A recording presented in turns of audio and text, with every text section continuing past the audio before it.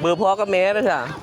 อันนี้เบอร์ของน้องคนไหนนี่เบอร์นี่เป็นเบอร์เสียเพียงเนี่ยคุณนั่นน่ะโทษแล้วคุณนั่นน่ะ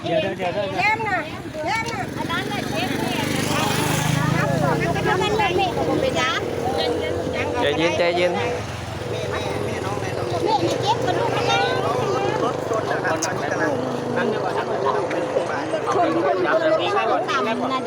ลยเทศบาลหนองแคอย่าให้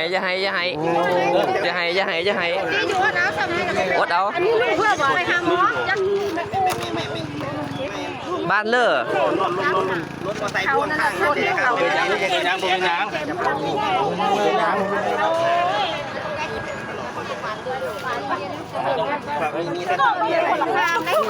ขึ้นรถก่อนไปขึ้นรถนั่งได้อยู่ยังได้อยู่ไปยังแล้วโจฮักพี่รถเนี่ยไปตำเขาไม่เขาตำสูงไปมาตะเล่นหุ้นบ่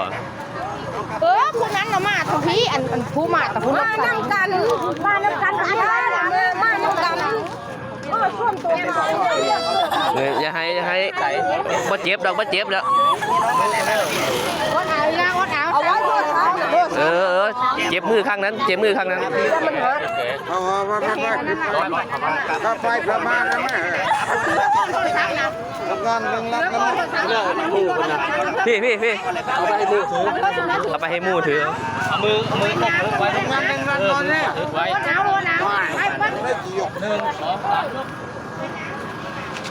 ไปเอาออกเลยให้หมอ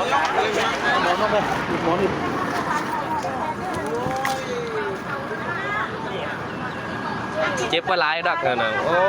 ยเนาะแกพอมาไปนี่ก็รู้เด้อเอาสายนอกเลยแกพร้อมเอากุญแจนี่ลูกเอากุญแจนี่ลูกกุญแจรถเอาไปนะกุญแจรถที่ได้เอาไปไว้ของคนจะเติมนี่ที่ไว้ลูกชื่อเรื่องกุญแจรถน่ะหน้าเอาแก้มหอมนะแก้มหอมที่วันนี้ให้ผมเขาบอก